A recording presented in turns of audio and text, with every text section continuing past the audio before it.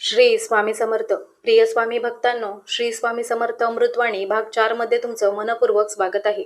मागील भागात आपण जाणून घेतलं की संकटाच्या काळात श्रद्धा कशी टिकवावी. पण आज आपण अशा विषयावर बोलणार आहोत जो प्रत्येकाच्या आयुष्यात कधीतरी येतो. देवावर विश्वास ठेवूनही दुःख का येतं? हा प्रश्न अनेक भक्तांच्या मनात असतो. जर परमेश्वर आपल्यासोबत असेल तर जीवनात संकट, वेदना आणि परीक्षा का येतात? आजच्या अमृतवाणीत आपण स्वामी समर्थांच्या शिकवणीतून या प्रश्नाचं उत्तर जाणून घेणार आहोत. चला तर मग श्री स्वामी समर्थ महाराजांच्या पवित्र चरणी नतमस्तक होऊन सुरू करूया. श्री स्वामी समर्थ अमृतवाणी भाग 4. श्रद्धा, कर्म आणि स्वामींची कृपा. श्री स्वामी समर्थांची प्रेरणादायी वाणी. प्रिय भक्तांनो, या जगात प्रत्येक माणूस सुख, शांती आणि समाधान शोधत असतो. प्रत्येकाला वाटतं की आपल्या जीवनात कोणतंही दुःख नसावं, कोणतीही अडचण नसावी आणि प्रत्येक इच्छा पूर्ण व्हावी. पण जीवनाचा नियम वेगळा आहे. सुख आणि दुःख, यश आणि अपयश, लाभ आणि हानी हे जीवनाचे अविभाज्य भाग आहेत. या सर्व परिस्थितींमध्ये जो मनुष्य श्रद्धा टिकवून ठेवतो, योग्य कर्म करत राहतो आणि परमेश्वरावर विश्वास ठेवतो, त्यालाच अंतर्मनातील खरी शांती मिळते. श्री स्वामी समर्थांचा संदेश केवळ नामस्मरणापुरता मर्यादित नाही. त्यांच्या शिकवणीत एक महत्त्वाचा विचार दिसतो: भक्ती आणि कर्म यांची सांगड घाला. फक्त देवाचं नाव घेऊन बसून राहिल्याने जीवन बदलत नाही. त्याचबरोबर प्रामाणिक प्रयत्न, चांगले विचार, सत्याची साथ आणि इतरांप्रती दयाभावही आवश्यक असतो. श्रद्धा म्हणजे आळशीपणा नाही. श्रद्धा म्हणजे धैर्याने पुढे चालत राहण्याची शक्ती. अनेक लोक म्हणतात, स्वामी मला यश द्या, पण आपण स्वतः त्या यशासाठी पूर्ण प्रयत्न करतो का? विद्यार्थी अभ्यास न करता फक्त प्रार्थना करत असेल, शेतकरी शेती न करता चांगल्या पिकाची अपेक्षा करत असेल, किंवा व्यापारी प्रामाणिकपणे काम न करता भरभराटीची इच्छा करत असेल, तर ते योग्य ठरणार नाही. परमेश्वर आपल्याला बुद्धी, शक्ती आणि संधी देतो. त्यांचा योग्य उपयोग करणं हे आपलं कर्तव्य आहे. कधी कधी जीवनात आपल्या मनासारखं काहीच घडत नाही. आपण ज्या गोष्टीची खूप इच्छा करतो ती मिळत नाही. त्यावेळी अनेक जण निराश होतात. पण भक्तांनो, प्रत्येक न मिळालेली गोष्ट ही नुकसानच असेल असं नाही. काही वेळा नंतर कळतं की जे घडलं नाही तेच आपल्या भल्यासाठी होतं. म्हणून प्रत्येक प्रसंग स्वीकारण्याची ताकद मनात निर्माण करा. स्वामी समर्थांवर श्रद्धा ठेवणं म्हणजे अंधविश्वास ठेवणं नव्हे. श्रद्धा म्हणजे विवेकाने जगणं, योग्य निर्णय घेणं, दुसऱ्याला त्रास न देणं आणि प्रामाणिकपणे जीवन जगणं. जर कोणी आजारी असेल तर त्याने डॉक्टरांचा सल्ला घ्यावा. जर आर्थिक अडचण असेल तर योग्य नियोजन करावं. जर नात्यांमध्ये मतभेद असतील तर संवाद साधावा. या सर्व प्रयत्नांसोबत स्वामींचं नामस्मरण मनाला धैर्य देतं. कृतज्ञता ही भक्तीची सर्वात सुंदर भावना आहे. सकाळी उठल्यावर स्वतःला विचारा, आज मला श्वास मिळाला, नवीन दिवस मिळाला, काम करण्याची संधी मिळाली, माझ्या कुटुंबासोबत राहण्याची संधी मिळाली.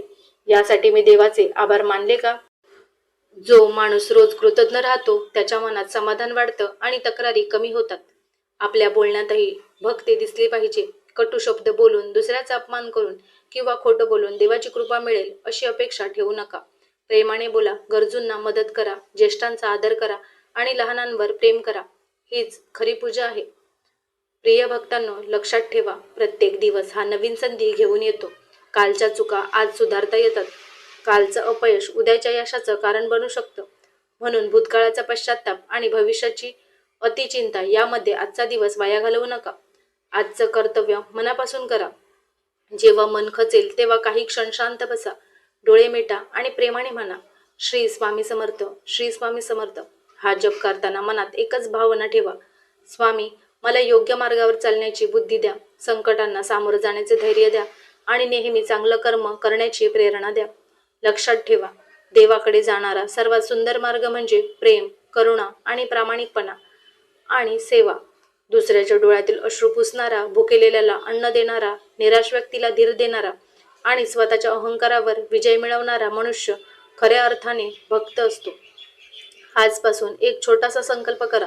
प्रत्येक दिवसाची सुरुवात स्वामींच्या नामाने करा. प्रत्येक यशासाठी देवाचे आभार माना. प्रत्येक संकटात धैर्य ठेवा. प्रत्येक निर्णयात सत्याची साथ द्या आणि प्रत्येक माणसाशी प्रेमाने वागा. कारण जिथे श्रद्धा असते तिथे आशा असते, जिथे आशा असते तिथे प्रयत्न असतात आणि जिथे प्रयत्न आणि श्रद्धा एकत्र येतात तिथे जीवनाला नवीन दिशा मिळते. स्वामी समर्थांचे नाव केवळ ओठांवर नको, तर आपल्या विचारात, शब्दात आणि कर्मातही असू द्या. अशी भक्तीच मनाला खरा आनंद, समाधान आणि अंतःकरणातील शांतता देते. शेवटी हेच लक्षात ठेवा, जीवनात कितीही वादळं आली तरी श्रद्धेचा दिवा कधी विझू देऊ नका. कारण अंधार कितीही गडद असला तरी एका छोट्याशा दिव्याचा प्रकाश त्याला दूर करण्यासाठी पुरेसा असतो. त्याचप्रमाणे श्रद्धा आणि नामस्मरण मनातील भीती दूर करून आशेचा नवा प्रकाश निर्माण करू शकतात. श्री स्वामी समर्थ. जय जय स्वामी समर्थ. सर्वांच्या जीवनात सुख, शांती, समाधान आणि सद्बुद्धी लाभो.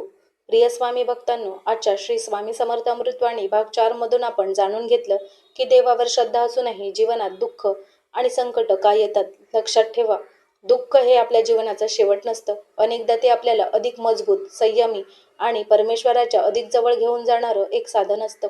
म्हणून कोणताही प्रसंग आला तरी स्वामींवरचा विश्वास कधीही सोडू नका. श्रद्धा, नामस्मरण आणि सत्कर्म यांच्या बळावर प्रत्येक अंधारानंतर प्रकाश नक्कीच येतो. जर आजची ही अमृतवाणी तुमच्या मनाला स्पर्श करून गेली असेल तर व्हिडिओला लाईक करा, तुमचे विचार कमेंटमध्ये नक्की सांगा आणि अशाच प्रेरणादायी श्री स्वामी समर्थ अमृतवाणी मालिकेतील पुढील भाग पाहण्यासाठी आपल्या चॅनेलला सबस्क्राईब करा. ही अमृतवाणी आपल्या कुटुंबीय आणि मित्रांपर्यंत शेअर करा, जेणेकरून स्वामींचा हा प्रेरणादायी संदेश अधिकाधिक भक्तांपर्यंत पोहोचेल. पुढील भागात आपण आणखी एका महत्त्वाच्या आध्यात्मिक विषयावर स्वामींच्या प्रेरणादायी विचारांचा अनुभव घेऊ.